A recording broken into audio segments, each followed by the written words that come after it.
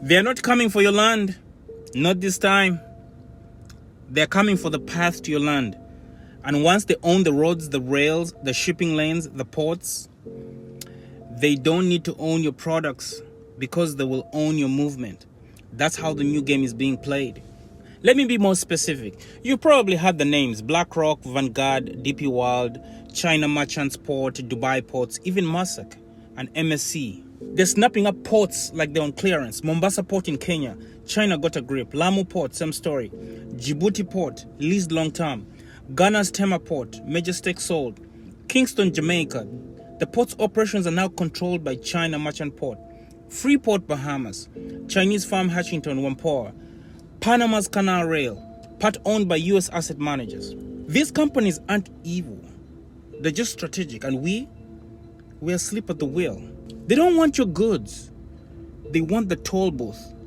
Because if they control your port, your shipping rates, not up to you. Your customs clearance time, not up to you. And let me explain this plain for the diaspora. A black farmer in Mississippi, a cocoa farmer in Ghana, a banana exporter in St. Lucia, they all face the same middleman. He just wears a different suit in every country. You want to build wealth for your people, you better control how your people get their goods out. So how do we counter the power grab?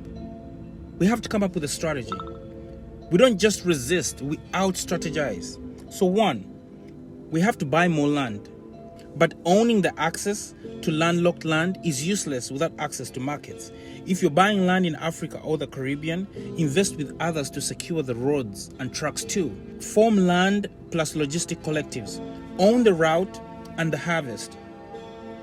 And then two, we're going to form regional black trade alliances. Imagine a black shipping alliance between Lagos, Bridgetown and Baltimore. Shared ships, shared ports, shared power. Stop waiting for the AU or CARICOM. Black entrepreneurs can organize across borders.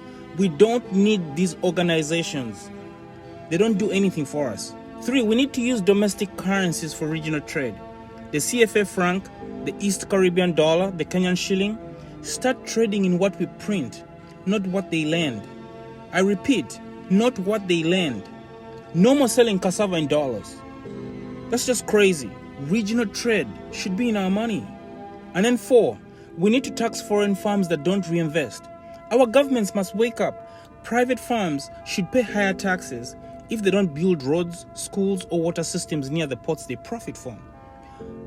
We shall call it a community access tax. And then lastly, we need to build parallel infrastructure. Just like we've built alternative media, we need alternative ports, smaller regional ports, black-owned logistic parks, inland dry ports, all owned by us. This is how we leverage small to control big. So, before I go, they're not buying routes. They're buying influence. They're buying leverage. And they're buying silence. But we don't have to play victim. Don't play victim. Because now we know. We know that whoever owns the port decides the price. We know that whoever owns the rail decides the reach. And we know that whoever owns the ship decides the schedule. I mean, we can complain or we can coordinate. They're building a future where freedom comes with a shipping fee. Let's build one where movement comes from us. From Lagos to Kingston, from Accra to Atlanta, from Bujumbura to Belize. Black movement should never depend on private companies. Black movement should always depend on you. Let's move.